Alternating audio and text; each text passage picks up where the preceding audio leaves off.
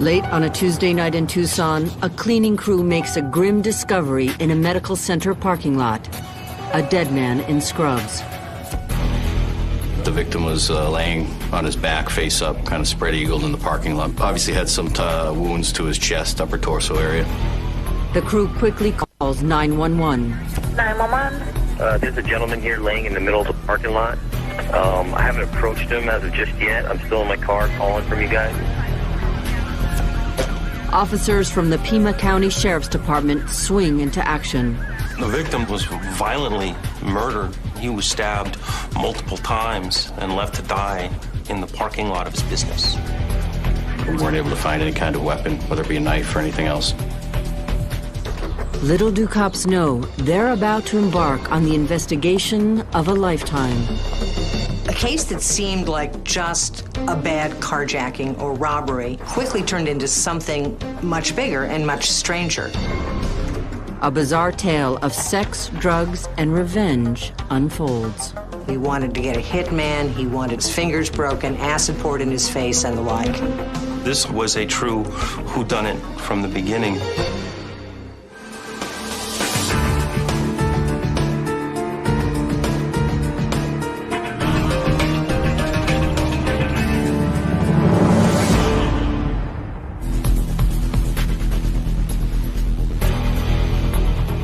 As deputies cordon off the crime scene, homicide detective Jill Murphy gets to work. There were tears to the front of his scrubs, and that his injuries were consistent with being stabbed. He had quite a bit of blood on his person, most notably around his chest area. The detective's first task, IDing the victim. There was registration paperwork laying on the ground next to him that identified a person by the name of Dr. Brian Stidham, and also he had his wallet still in his back pocket of his pants with his ID, his credit cards, and some cash. Brian Stidham was a well-respected, well-liked pediatric ophthalmologist. Detectives find his office locked with the alarm activated. It seems the violence started and ended in the parking lot. They also note that his car and cell phone are missing. We located the clip to his cell phone near him, but we couldn't find his cell phone anywhere in the parking lot or on his person. We searched the parking lot, obviously, and developed what his car was, a white Lexus, which wasn't in the parking lot or anywhere nearby. The medical examiner arrives on scene and paints a picture of a ruthless ambush. There were a total of 17 sharp force injuries to Dr. Stidham's body. 16 of those were stab wounds in which the weapon penetrated into the body. The 17th one was a cutting type wound across the surface of the body. There was also some trauma to the back of his head, and looking at that and talking with the medical examiners, his tack was believed to be in a standing position, and obviously when he succumbed to his injuries, falling and striking the ground. Investigators conclude Stidham never saw the attack coming. It's not uncommon that they may try to fend off the attack, and they will have injuries on their hands, which we call defense wounds. I did not observe any defense wounds on Dr. Stidham. We determined it most likely to be a blitz attack. In other words, the perpetrator surprised him, took him off guard. How Stidham died seems clear. Who killed him is a mystery. There was no weapon left behind, but as far as DNA or any evidence whatsoever of who may have killed Dr. Stidham, there was nothing at the crime scene. Here was the doctor, he was stabbed, and his car was gone. It looked just like some sort of robbery or carjacking gone horribly wrong. Detectives are also concerned for his family. Police head for Dr. Stidham's house. The family is safe, but Dr. Stidham's wife, Daphne, has sensed that something must be wrong, that her husband should have been home already. I was thinking of everything at that point. I remember as a resident, he was always tired, overworked, not enough sleep, and it was late that night. Maybe he got in a car wreck. When detectives deliver the bad news, Daphne is overwhelmed with grief. It was just left there alone in the dark, shocked, in pain. And it is the worst way to see someone's life end that you love. Daphne, she called me about 3 o'clock in the morning or something when this happened. I thought, somebody had tried to rob him, and he fought back or something and killed him. Though it looks like a random attack, detectives ask Daphne if anyone would want to hurt her husband. But what she did tell us during that interview is that her husband only had one enemy, and that was Dr. Bradley Schwartz. She identified Dr. Bradley Schwartz, that in fact her husband used to be a partner with her in Tucson. And she talked about some issues that he had, and that there was a bad blood, if you will, between him and Dr. Stidham. But Schwartz isn't a likely murder suspect. He's wealthy, he's well educated, he's professional, he has a good reputation in the community. Not the kind of person that you could think of immediately committing a violent kind of crime. When I was told about Dr. Schwartz, I dismissed that theory as being rather ridiculous. I really didn't think that a doctor would hold a grudge against another doctor and seemingly, out of the blue, attack like this. More importantly, Dr. Schwartz has a rock-solid alibi. He had gone out to dinner at a Thai restaurant, whom he informed me was the best Thai restaurant in Tucson. He paid for the dinner with his American Express. With few leads, detectives have their work cut out for them. Random attacks of violence are tough on law enforcement and on the community. When we run across a homicide that doesn't involve bad guy to bad guy, it horrifies the community because it's a truly innocent victim. All investigators know is that the killer ambushed an unlikely victim and got away clean.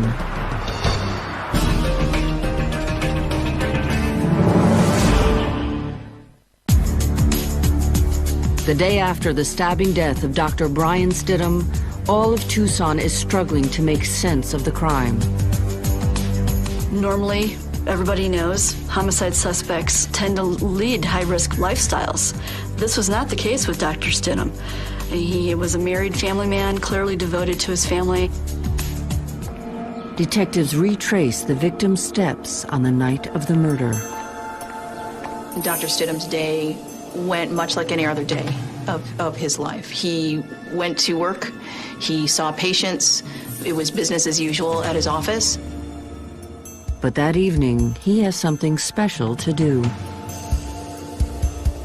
He did mention to me that he was going to be home a little bit later because of a lecture he was going to give that evening. After the normal patient hours were done, there was a group of medical students that came to his office for a meeting. The students came, there was a lecture, a presentation, pizza was served, and they left. Stidham himself left soon after.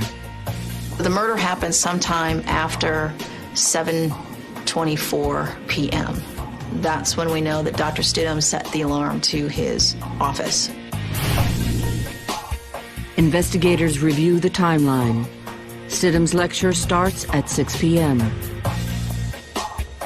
He sets his office alarm at 7:24 p.m. He is found dead at 10:30 p.m. Missing are his white Lexus and his cellular phone. Dr. Stidham had moved to Tucson just 3 years earlier to join the growing ophthalmology practice of Dr. Bradley Schwartz. The job was the culmination of a lifelong dream. He knew very early he was going to study science. I think the field came very natural, very easy for him. He attended the University of Vanderbilt in Tennessee as a private school, and he excelled over there and then was admitted to Harvard Medical School, one of the best in the world. Dr. Stidham fit in well at his new practice. His patients loved him. He was very, very good with children. just a brilliant surgeon. Brian's reputation was just flawless, loved, adored by the medical community. His office staff loved him more than beyond just a working relationship. They were just very, very good to him. How could Brian Stidham, a well-liked professional in the prime of his life, end up dead, the victim of an apparent carjacking? Investigators start with the few clues they have. We searched the parking lot, obviously, and developed what his car was, a white Lexus, which wasn't in the parking lot or anywhere nearby. We had the license plate, we had the make and the model and the color. So we put out the attempt to locate to all the agencies in the area and nationwide. But in a city of 1 million people, it won't be easy. The car, which was a pretty average-looking car, one of many white import cars in this area. So the Sheriff's Department decided that if by chance Dr. Stidham's cell phone were in the on position, it could be located. Police contact Dr. Stidham's cellular provider. Luckily, the phone is still charged and turned on. The cell phone could be in the car. The cell phone could be with the killer. So we needed to find the cell phone as well. Through a technique known as pinging, a signal is sent to the cell phone and the signal bounces back to the nearest tower. The cellular company can determine which tower is in communication with the phone. A ping will generally give us an area of about a 3-mile radius around the closest tower that the cell phone is pinging from. With the tower identified, 20 police cruisers swarm the area. They find what they're looking for. One of our patrol officers just happened by an apartment complex and spotted the car. The phone was in the car. As they approach the car, detectives can tell instantly it was at the crime scene. When we first located the vehicle, it was obvious there was blood on the outside of the driver's side of the vehicle. There was a large amount of blood on the interior of the driver's door, in the driver's seat area, and scattered somewhat throughout the interior of the car. It became evident that Dr. Stidham was attacked while the driver's door was open and he was getting into the car at the time of the attack. As they expect, most of the blood found is Dr. Stidham's, but not all of it. Only one small sample turned out to be something other than Dr. Stidham's, and that was on the radio knob. It was the only DNA found in the car that did not belong to the victim or someone that we knew should be in the victim's car, his wife and others. So it was an unknown sample.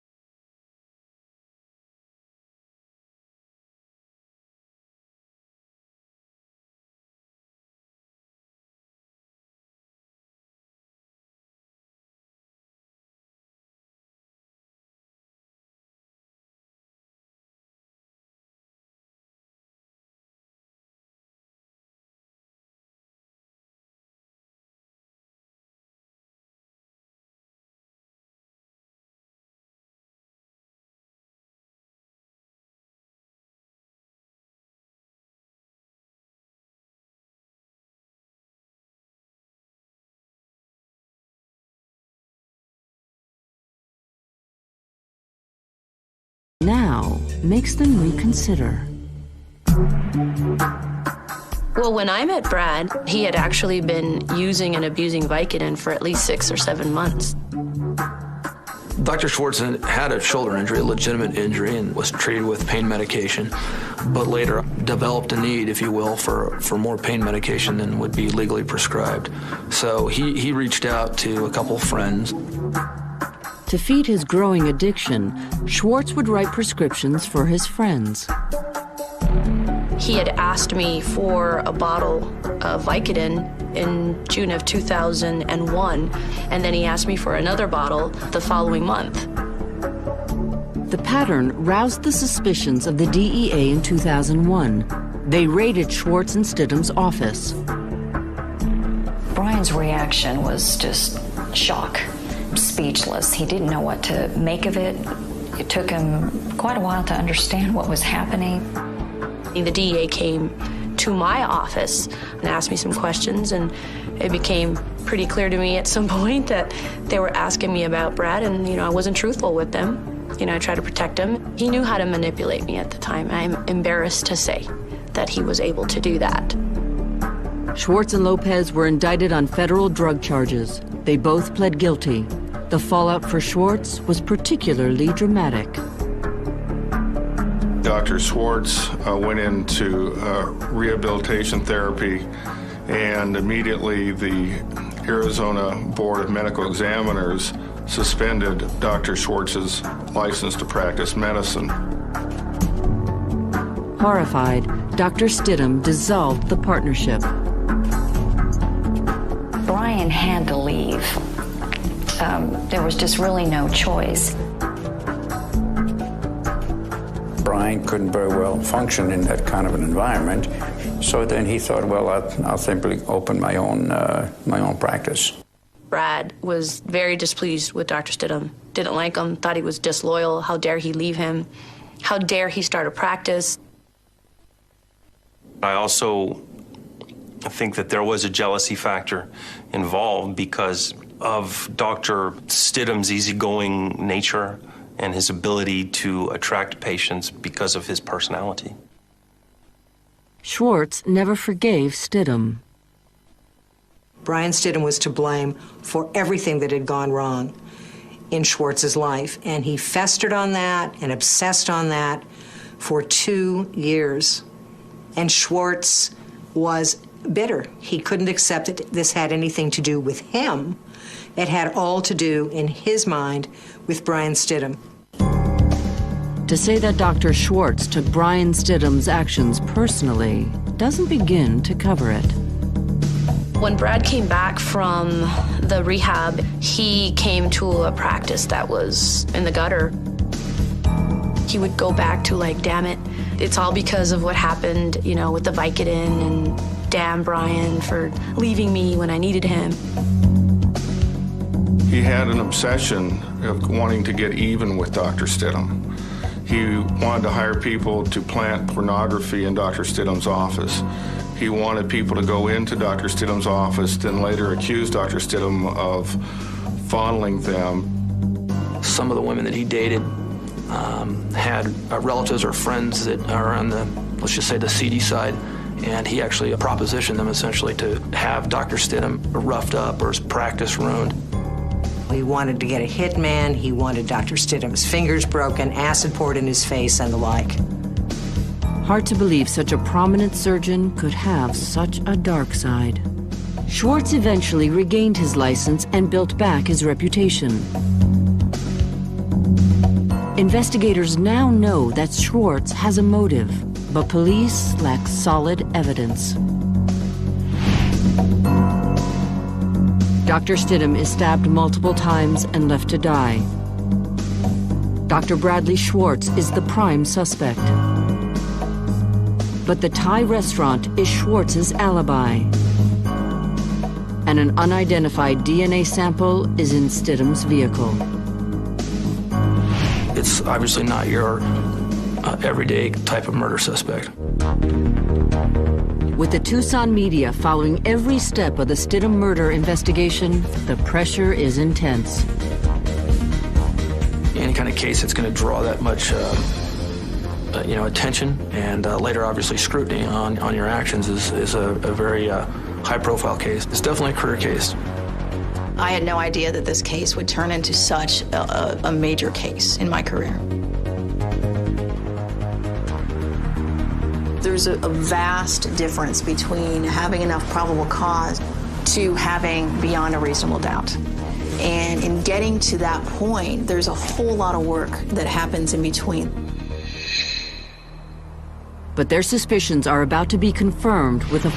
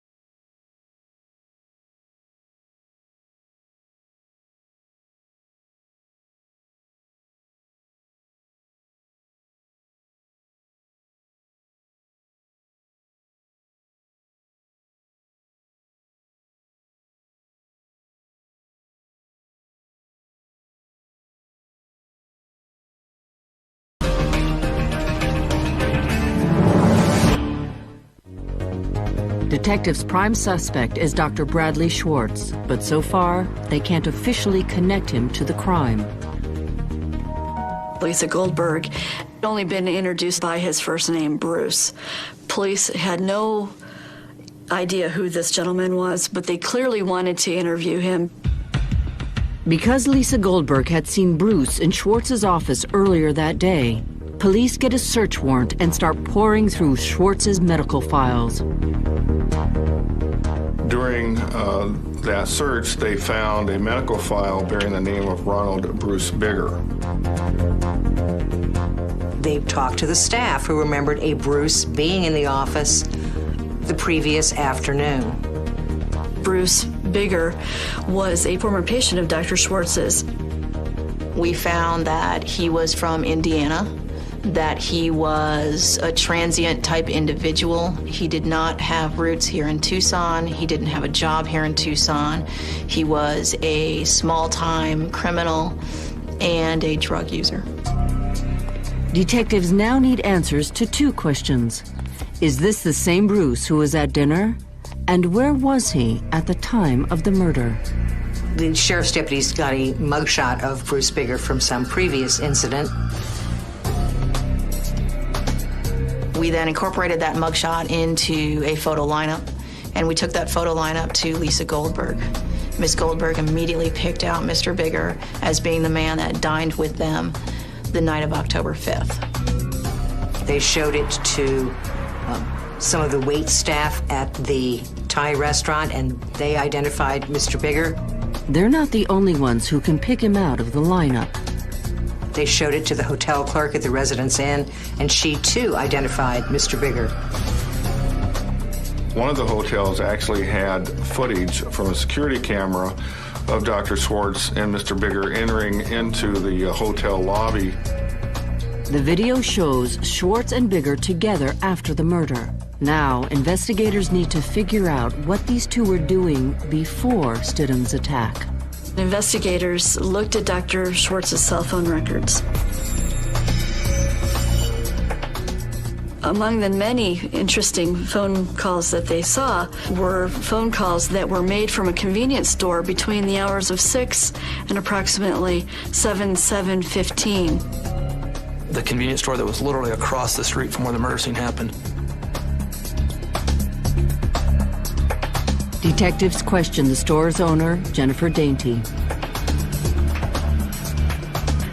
When she was shown a photo lineup incorporating Mr. Bigger's picture, she immediately picked out Mr. Bigger as being the man who was in her store on the night of the murder. He just walked around a while. He left, then came back in, said he locked his keys out of his car. His restlessness drew her attention. He was a little bit agitated, kind of walking fast around. The fact that he was like moving around a little quickly, we were watching him and stuff. Finally, he asked to use the convenience store's phone.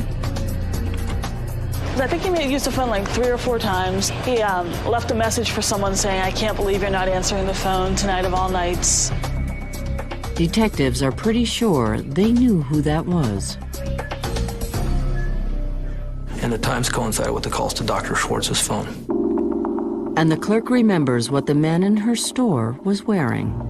Jennifer Daney told us that Mr. Bigger was in her store wearing scrubs on the night of the murder.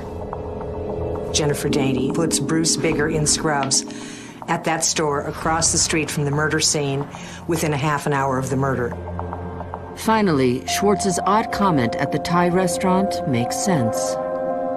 Dr. Schwartz asked how those scrubs work out, and Bruce replied, "Great." Convinced that Bradley Schwartz hired Bruce Bigger to kill Brian Stidham, detectives begin piecing together a likely scenario. Bruce wore scrubs to mix in the medical complex. And then as people left, he kind of hung out and people didn't notice him anymore.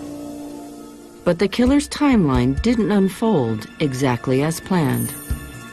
What we were able to surmise from the evidence was that Mr. Bigger got here perhaps during daylight hours, but then walked back and forth to this convenience store that's just 400 feet north of where the murder occurred. But the killer's plan had a critical flaw. Unfortunately, they didn't realize that Dr. Stidham had prior plans to lecture some University of Arizona students. So it went a little bit longer than they had anticipated. So he was confused about what he should do. So he went over to a local convenience store and tried to get a hold of Dr. Schwartz on the telephone, asking for advice. Mr. Bigger chose to stay and wait until everybody left. And at that point, he did a blitz attack and came out and stabbed Dr. Stidham several times, killing him in that process and taking off with his car to make it look like a robbery, if you will. Communication between Schwartz and Bigger didn't end that night.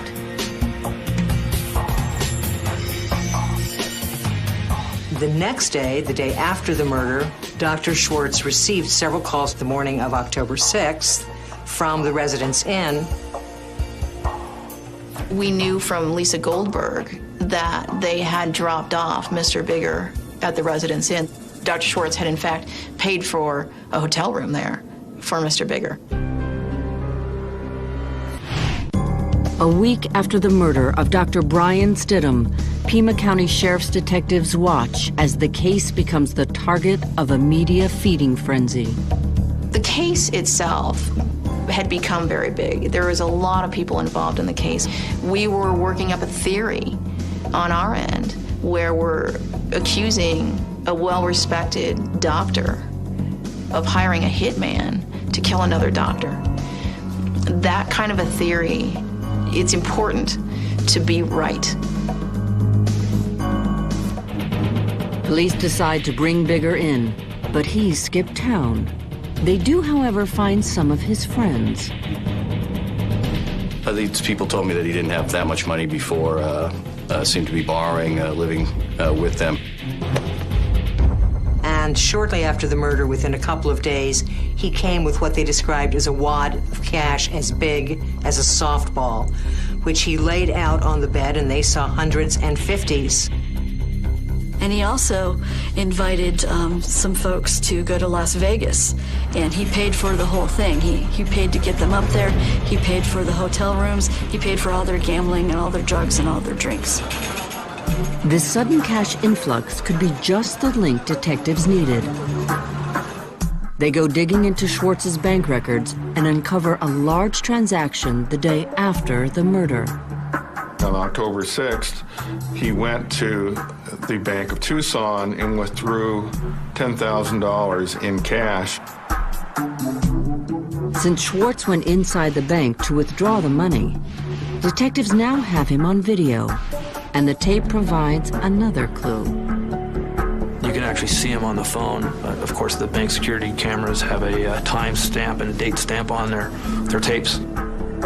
We also know that Dr. Schwartz received several calls the morning of October 6th from the Residence Inn.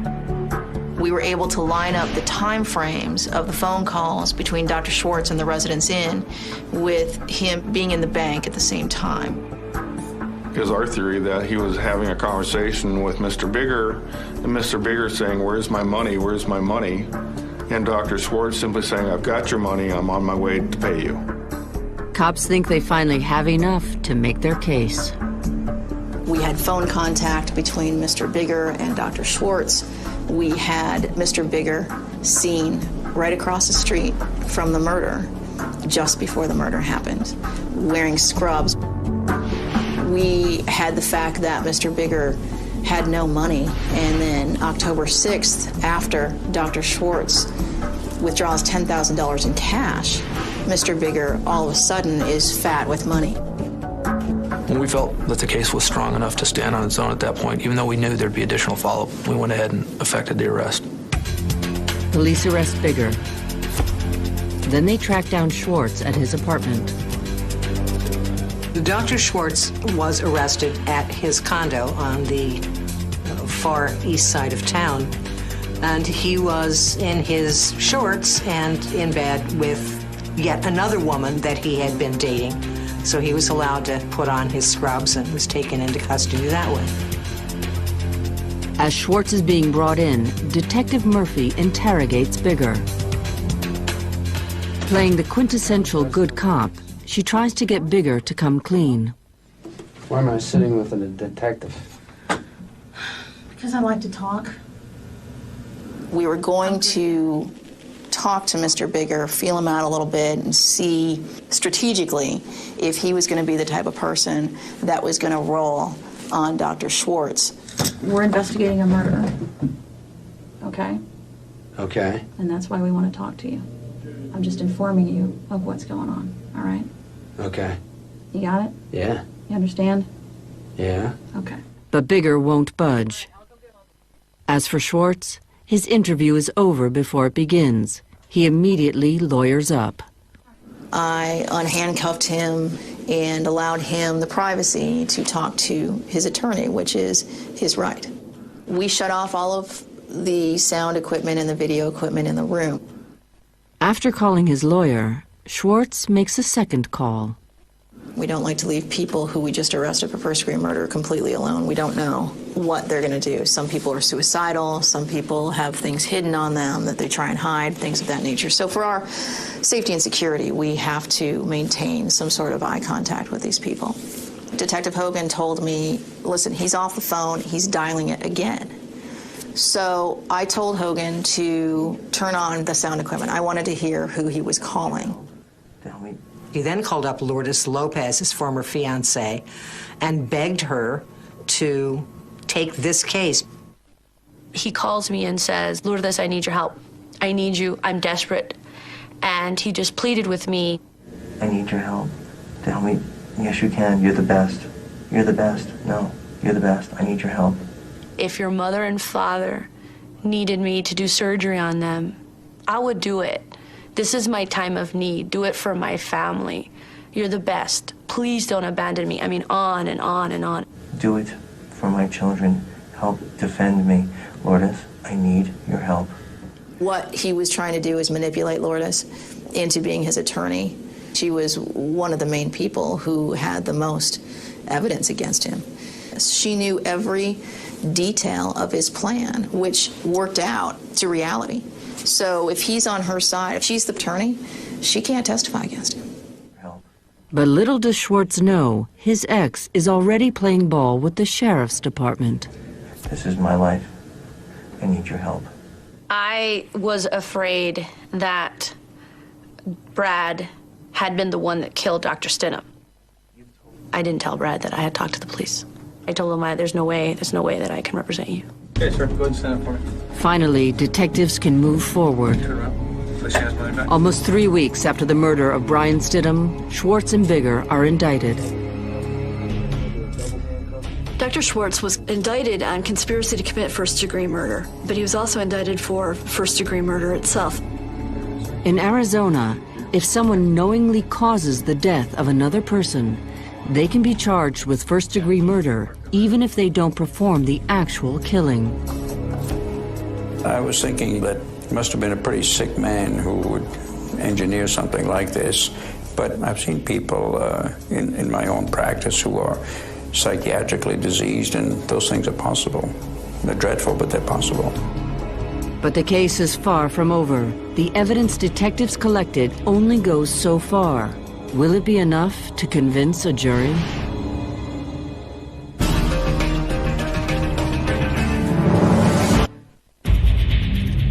In October of 2004, the arrest of the doctor and his hitman is the talk of Tucson. This case was huge because it had all of the elements.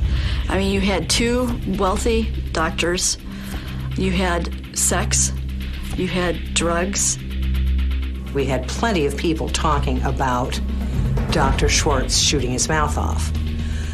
But we just didn't have the ties between Schwartz and Bruce. We didn't have the one handing money to the other. The key evidence in this case would have to be the quick-marked attendance identification of Bruce Bigger on the evening of the homicide, the financial exchange that occurred the next day, and the testimony from Miss Goldberg concerning what happened that evening. Schwartz's trial begins February 28, 2006. The prosecution comes out swinging. Our theory of the case was what we called the plummet. Dr. Schwartz had been earning millions of dollars a year, and then he threw it all away on prescription drug abuse. And so he lost patients. He couldn't practice. And his former associate got those patients, and Schwartz was bitter. He couldn't accept that this had anything to do with him. It had all to do, in his mind, with Brian Stidham. One of the best quotes from the trial was from Sylvia Lafferty, who described Dr. Schwartz as a homicidal energizer bunny who kept going on and on and on, trying to find somebody that would take care of his problem for him. And he finally succeeded when he met this down and out guy from Indiana. But the defense isn't going down without a fight. They attacked our case on several levels. That the state didn't have enough evidence to convict him of a crime. I wasn't there. I was with Ms. Goldberg. That it was another person who committed the offense. Even in prison, Schwartz's dirty work doesn't end.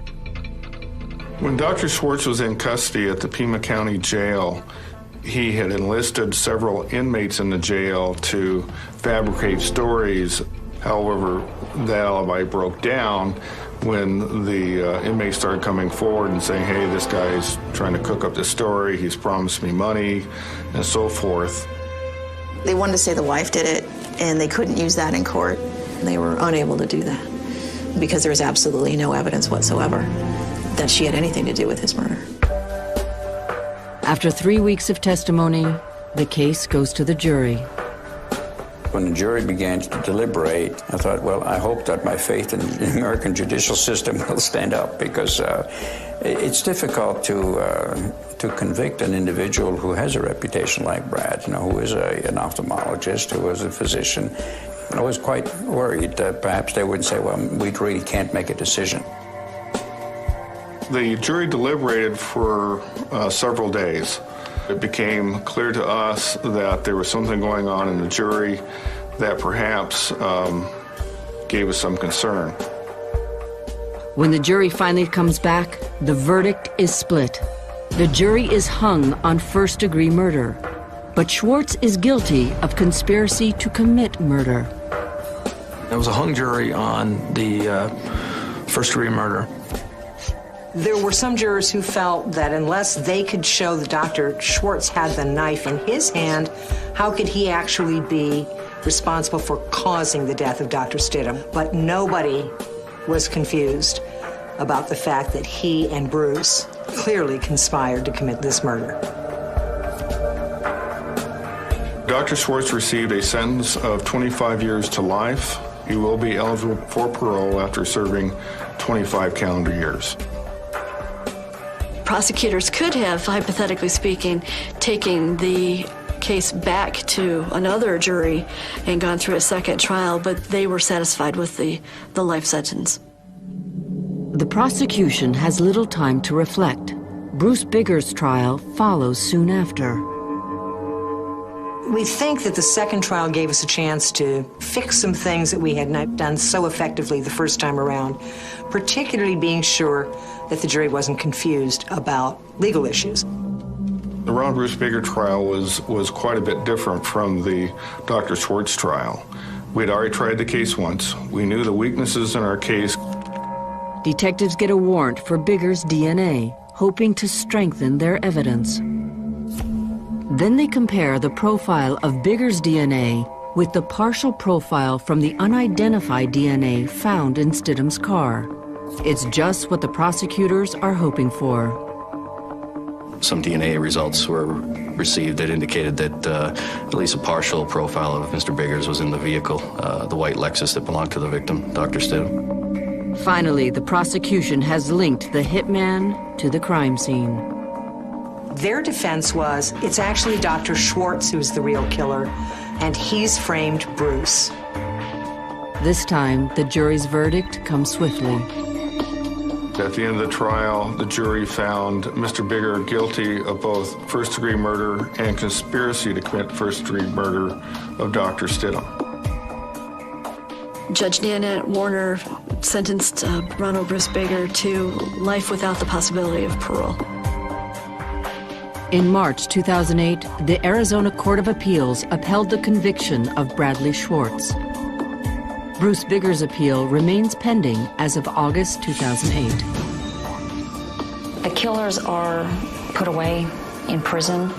It's been extremely difficult moving forward, thinking that someone could be so horrible and plan something so horrible on someone you love so much. To take away a father and husband is very difficult to understand and accept. At the outset, this case had all the earmarks of a random crime, the kind that often goes unsolved, but detectives refused to give up. They found the ones responsible for my husband's death. I'm very satisfied with what they did. And for lead detective Jill Murphy, it's a satisfying end to the case of her career. There's always a once-in-a-lifetime case for everybody, and this happened to be Joe Murphy's case. She took ownership of it from the very beginning, and that, frankly, was the key to the success that all of us had in this case. I'm very proud of the work that I did, and I'm very proud of the work that our department did and our unit did in making sure that that case got all the way through trial. The two eye doctors at the center of the case were a study in contrast. Dr. Stidham never said a mean thing about anybody. But the same was hardly true for Bradley Schwartz. So Dr. Schwartz paid a ridiculously low amount of money to have a man's life taken from him. It's not often that you get a case involving professionals that are acting in this manner, and you're uncovering somebody's life who appears to be a pillar of society, but in reality is no better than a common street thug.